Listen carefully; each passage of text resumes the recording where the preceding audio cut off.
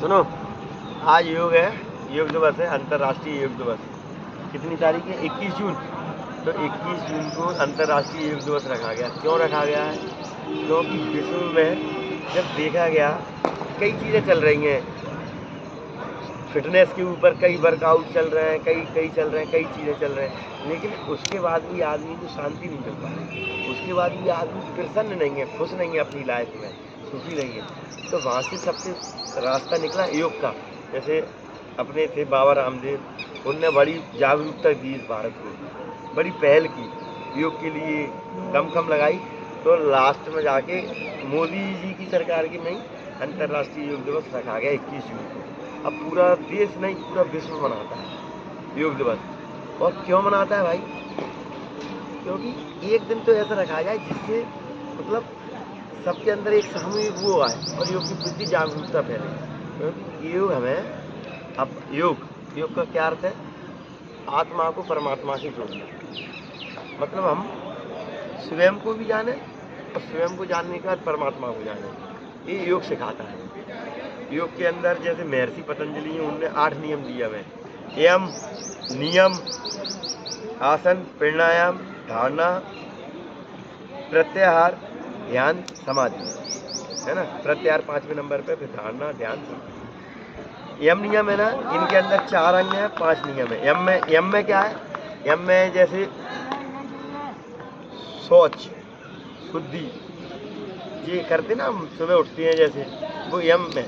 पानी पीना, ऊषा पान करना 5 बजे पे, फिर पानी पी के फिर फ्रेश होने जाना, शौच है। उसके बाद फिर ईश्वर स्तुति करते ना, ये ऐसे यम के हैं। नियम है, नियम में भी 4 हैं।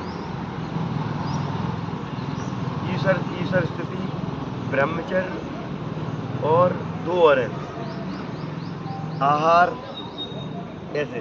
उसके बाद आसन तुमने देखे ही है, आसन सारे देखे ही है। हर पक्षी के ऊपर, हर जानवर के ऊपर आसन है। मंडूकासन, मयूरासन, सलवासन, है ना, शवासन।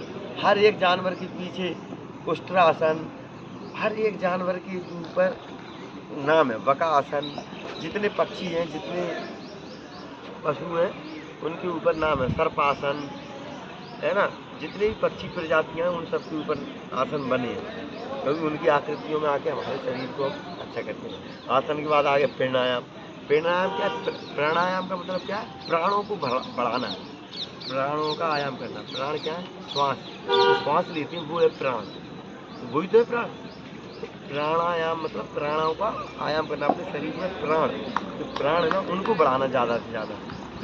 हम तभी तो मजबूत स्ट्रॉन्ग होंगे। हमारे शरीर में जितनी ऑक्सीजन की क्षमता बढ़ती जाती है, उतनी शरीर की हीलिंग पावर अच्छी होती जाती है, उतना दिमाग अच्छा चलता है। अपने शरीर को ऑक्सीजन मिलती है तो दिमाग अच्छा चलता है। तो प्राणायाम है। प्राणायाम भ्रामरी प्राणायाम, कपालभाति तो क्रिया है, अनुलोम विलोम प्राणायाम, उज्जाई प्राणायाम, है ना, वस्त्र का प्राणायाम, बहुत प्राणायाम है। प्राणायाम के बाद क्या आ गया? प्रत्याहार। प्रत्याहार में रहता है हमको ईश्वर से जोड़ना, ईश्वर के बारे में जानना, है ना। जैसे सात्विकता का भोजन करना, अशुद्धियों को दूर करना, अपने गुण है उनको बढ़ाना, अवगुणों को दूर करना, ये प्रत्याहार। प्रत्याहार के बाद आता है धारणा। धारणा क्या है? हमारी एक धारणा बनती है कि हम जीवन में कैसे पहुंच रहे हैं। कई लोगों की धारणा दुनिया के लिए अलग अलग, अरे ऐसी है दुनिया, कोई कह रहा है ऐसी है दुनिया, कोई कह रहा है ऐसी है दुनिया, है ना, कह रहा है जिसका जैसा है स्वयं का, वैसी उसकी दुनिया की प्रति धारणा है। मैं कह रहा हूँ दुनिया बहुत अच्छी है और मुझे बहुत मज़ा आता है, क्योंकि मैं अपने अंदर से अच्छा हूँ, तो मुझे दुनिया अच्छी लगती है। कोई कह रहा है यार दुनिया तो बेईमान है, दुनिया तो, जबकि वो स्वयं है, तभी उसके साथ भी बेईमानी होती है। जबकि स्वयं वो खराब है, इसलिए उसके साथ खराब होता है। अगर वो अच्छा है तो तुम अच्छा है। अगर तुम मुझसे मीठा बोलोगे तो मैं भी तुमसे मीठा बोलूँगा, और तुम मुझसे गलत बोलोगे तो मैं भी तुमसे गलत बोलूँगा। तो ये धारणा रखी गई है।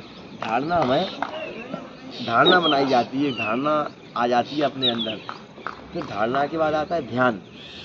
ध्यान करना, ध्यान में हम अपने आप को और ऊपर ले जाते हैं और हमारा स्टेप ऊपर हो जाता है ईश्वर के पास पहुंचने के बाद। और धारणा के बाद ध्यान आया। ध्यान के बाद जब ध्यान में भी जब हम और ऊपर पहुंच गए तो समाधि लगती है। समाधि में मतलब ईश्वर को जानना, ईश्वर के समीप पहुँच जाना। तो ये अष्टांग योग की ये है आज। अब हम इसके बाद अपन आसन, मैंने ये बोला थोड़ा सा, अब इसके बाद हम कुछ योग करते हैं, आसन करेंगे और प्राणायाम करेंगे। ठीक है रघु? ठीक है बंद।